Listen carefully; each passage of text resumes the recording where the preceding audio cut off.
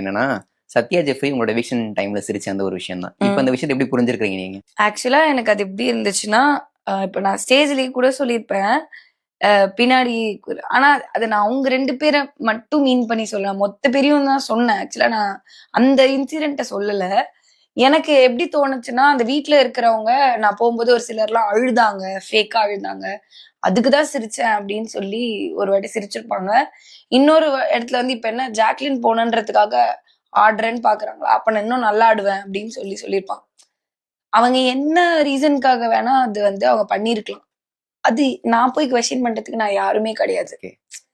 நான் நான் எலிமினேட் ஆகும்போது நீ அழுகணும்னு சொல்றதுக்கு நம்ம யாரு?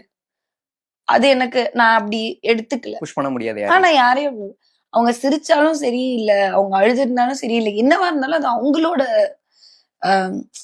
அவங்களுக்கு என்ன வரணுமோ அதுதான் அவங்க பண்றாங்க. சோ அதனாலதான் எனக்கு ஒரு கட்டத்துக்கு மேல நான் எல்லார்கிட்டயுமே அதை கேட்டேன். தயவு செஞ்சு நம்ம யாரையுமே நம்ம வந்து தப்பா சொல்ல வேண்டாம். அது அவங்களோட எமோஷன். ஜாக்லின் வெளியில போறது மேபி உங்களுக்கு கஷ்டமா இருந்திருக்கலாம். அதுக்காக பக்கத்துல இருக்கிறவங்களுக்கும் கஷ்டமா இருக்கணும்னு அவசியம் இல்ல. சோ அது ஒரு சிலர் ஒரு ஒரு விஷயம் பண்ணும்போது எல்லாமே தெரிஞ்சு பண்ணுவாங்கன்னு கிடையாது. அதை விட்டுறலாம்.